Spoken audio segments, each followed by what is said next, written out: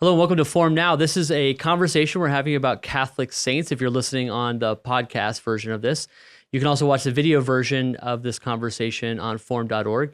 My name is Dr. Ben Akers. I'm the Chief Content Officer here at the Augustine Institute, and joining me today is Dr. Elizabeth Klein, Professor of Theology at our graduate school here. Thanks for joining me, Liz. Thanks for having me. So today we're going to be talking about what's been very popular with our viewers and also listeners now on the podcast is going through saint stories.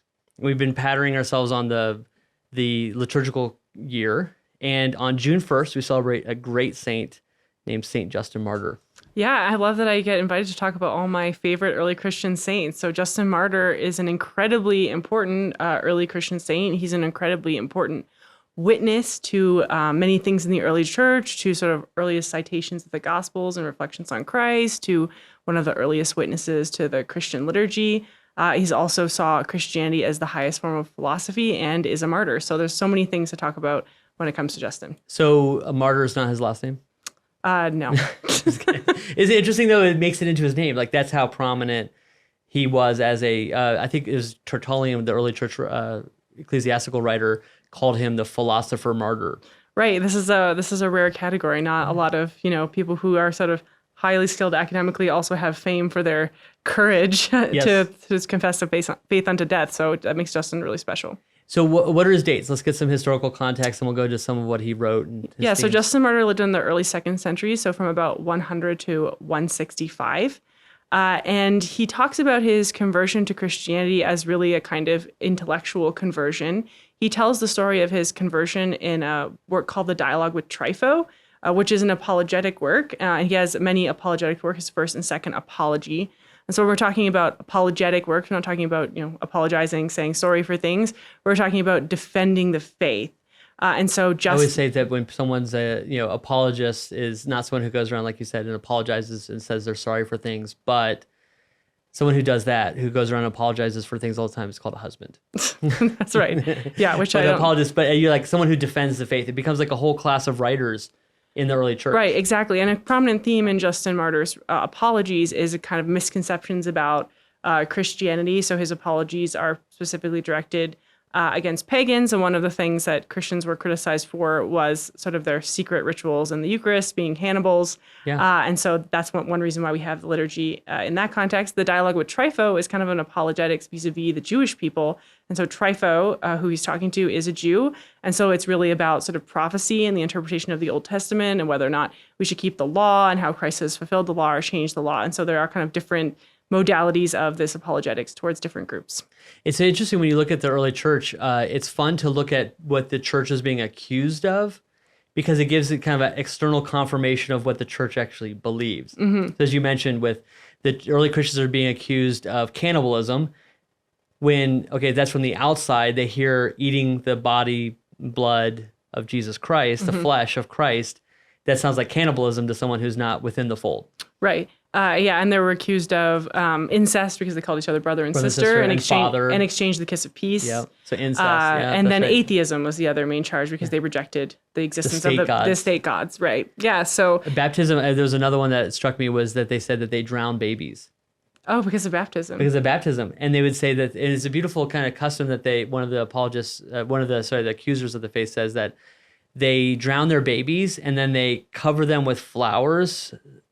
It's just like this weird ritual. It's like, that's actually a beautiful thing. Actually, a baptized baby to then surround them with. So they're baptizing babies. Yeah, and then they have it's almost like a crown, maybe. A crown of the flowers that they're, to show the beautiful new life that's within the baby. That's awesome. Yeah. So Justin has this great reputation then as a philosopher, as sort of an early Christian scholar. He taught others. So in the story of his martyrdom, it's the story of the martyrdom of Justin and his companions. Yeah. So it's kind of his little school. He lived in Rome, but he spoke Greek. And so he's kind of an interesting figure in that we don't entirely know if what he's telling us is representative of the larger Roman population or of Greek speakers in Rome, but it is really cool that he's in Rome and sort of as a witness to the Christianity there super early. And he's from the Holy Land, right? Like Samaria or something. Like I think that's where he was born before he goes to... Yeah, I don't remember exactly his original birthplace before he's in Rome, but he talks about traveling in this little autobiographical thing at the beginning of the dialogue with Trypho that I mentioned. It's just really interesting. You can go look it up on, if you just Google dialogue with Trypho, Justin Martyr, and you read the opening 6 or 7 sections, you'll have this story of Justin's conversion. And the reason he's telling it is, so he's, by his own report, is like strolling around in the philosopher's garb. So philosophers used to dress differently. I think we should still do this. So, wear our academic robes around so people know. But anyway, they used to wear the pallium, so this sort of specific dress. And some other philosopher sees him and approaches him to speak with him. And this is Trypho. And so he introduces himself as one of the Hebrews. And so this kind of kicks off the conversation. And Justin then tells him about his search for philosophy, right? The love of wisdom, the love of truth.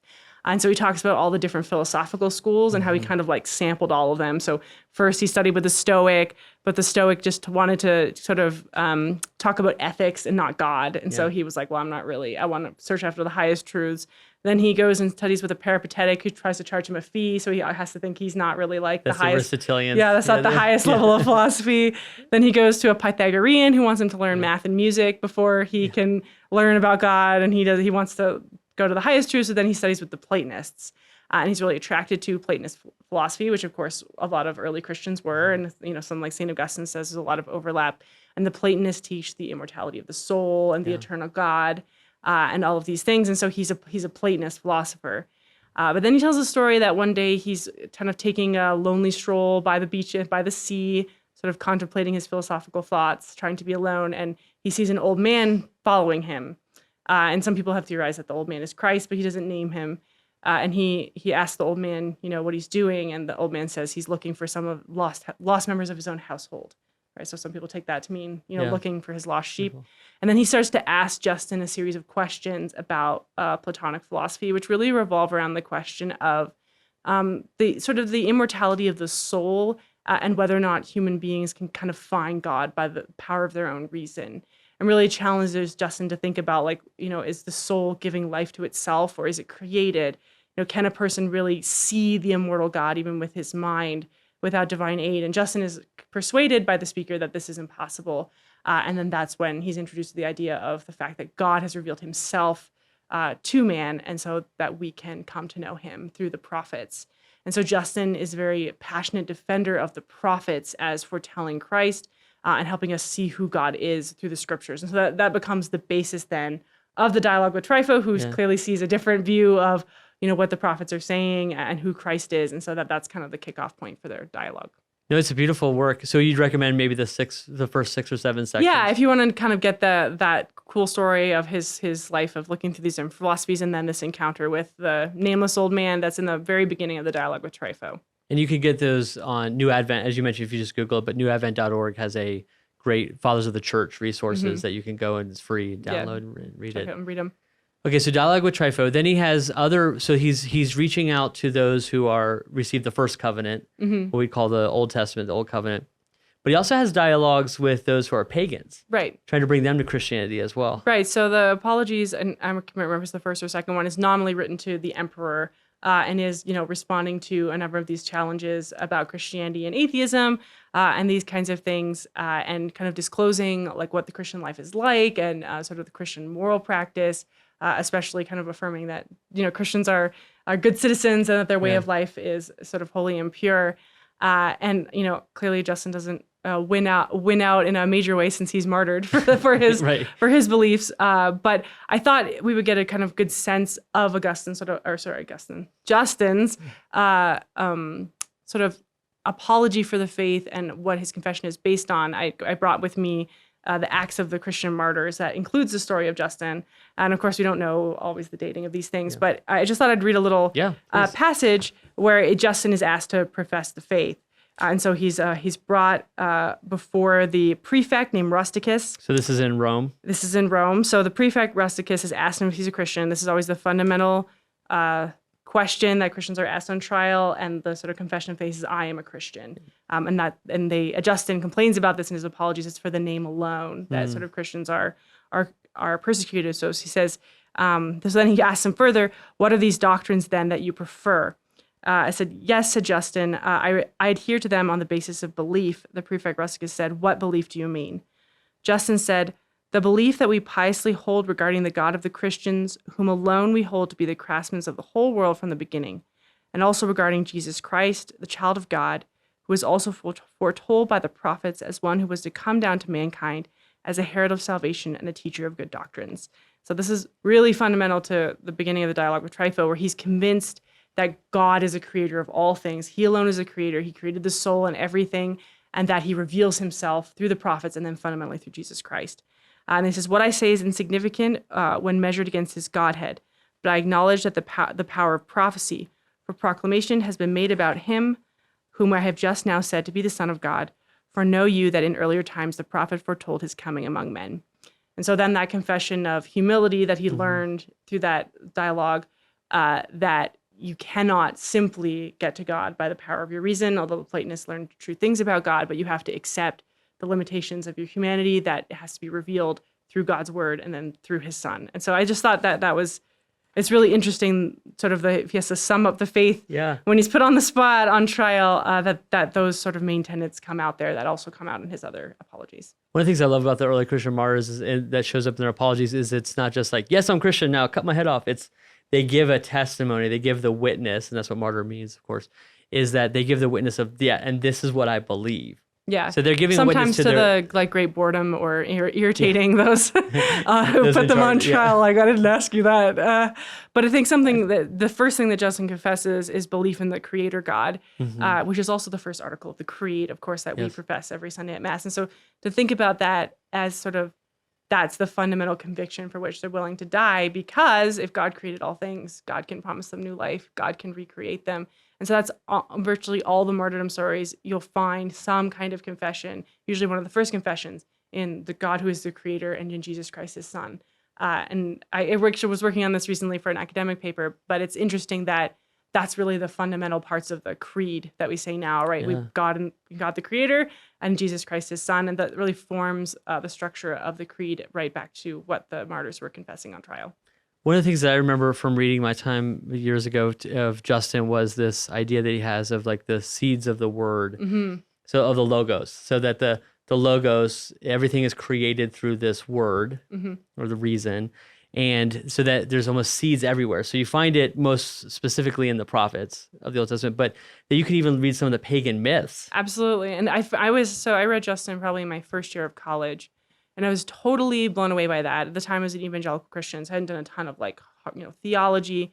And that challenge of like, well, there seems to be a lot of truth in other world religions. There seems to be a lot of truth before Christ. And yet we say that Christ is the only way to the Father. So how do we reconcile that? And Justin, as coming from these philosophical traditions, being led to Christianity as the highest form of philosophy, doesn't kind of repudiate everything true. But he says, well, of course, if Christ is truth itself, truth incarnate, then anyone who is accessing the truth is in some degree accessing Christ. And of course, if God created the world and is present to all things, of course, his truth is going to be found everywhere.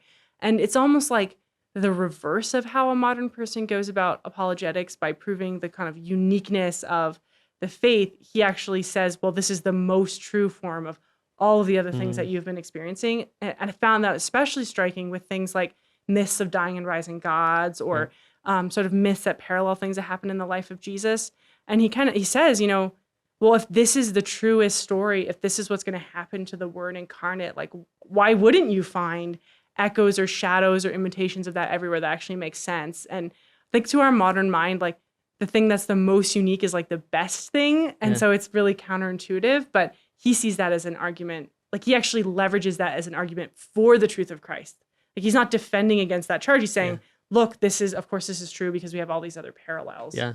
It's amazing how open he is, because, it'd be rare to find somebody today that would kind of a similar kind of approach to like, I'm open to all truth. He's a seeker for sure. I mean, as you read his story, it is beautiful. He's like, I want to find the truth. Right. And he's like, wherever the truth is, it's the Lord's, because the truth, God becomes man and truth incarnate. And so it can lead you to Christ. Yeah. I think about that kind of sort of fearlessness of the Christian philosopher. You get that in Justin, then you get that all the way through to someone like Thomas Aquinas, who's dealing with a lot of the rediscovery of Aristotle. And, can we incorporate this, or how do we deal with this? And Aquinas saying, like, look, whatever is true is from God. Yeah.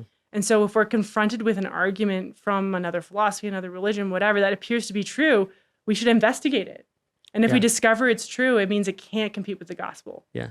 And so we don't have to run away from these things, but we should confront them and investigate them to decide if they are true or they are not true, because that's how we know that they're from God. I love that you can't, to have the real confidence that God is truth and he won't contradict himself. Right. And sometimes I think we can be afraid of the Bible even, or be afraid. And like, it's really striking in all of the great apologetic works of the early church. You think of Justin Martyr's apologies, also Origen's Contra Celsum, Augustine's City of God, like how unafraid they are of the Bible, and how the Bible is so central to their defense of the faith, so central to proving who Jesus is.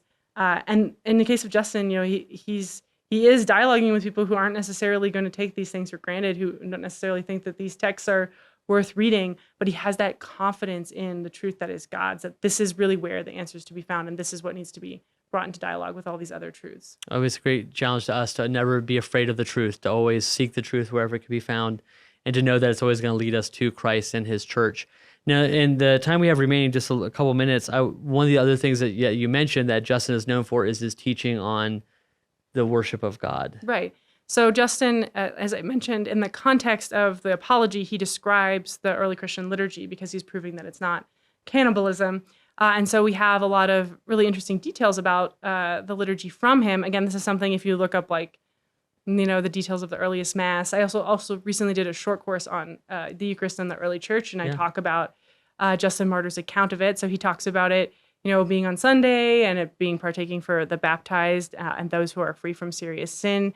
He talks about the bread and wine becoming truly the body and blood of Christ. Eucharistized bread. Yeah, once he said, he says once the Greek, bread and wine has been Eucharistized, that you prayed over, once it's been given thanks for, it is the body and blood of Christ. So a pretty strong, clear statement of the true presence.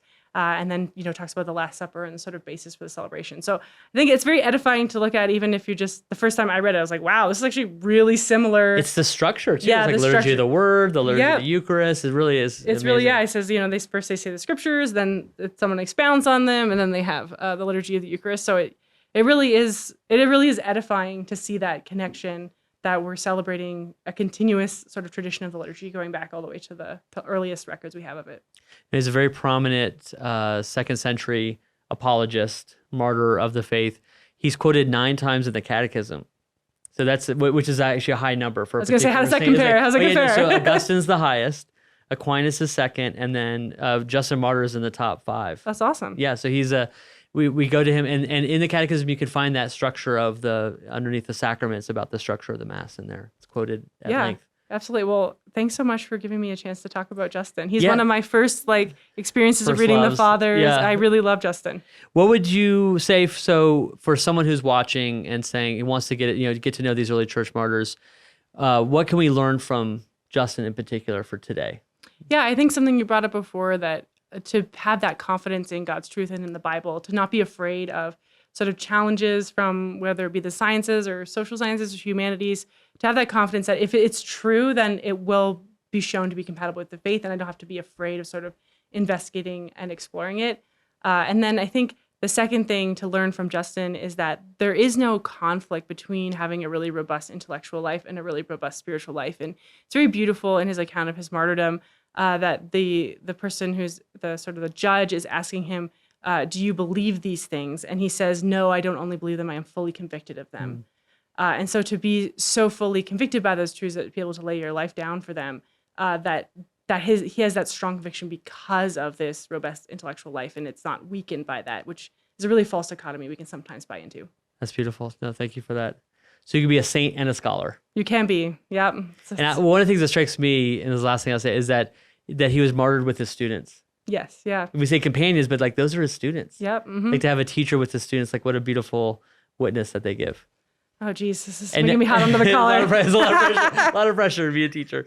And they're now rejoicing forever in heaven and truth, seeing God as he is in himself. So. That's right, yeah. Well, thank you, Liz, for joining me, and thank you for all the work that you do at the graduate school with the short courses at the Augustine Institute. Thanks. Thank you for joining us, and God bless.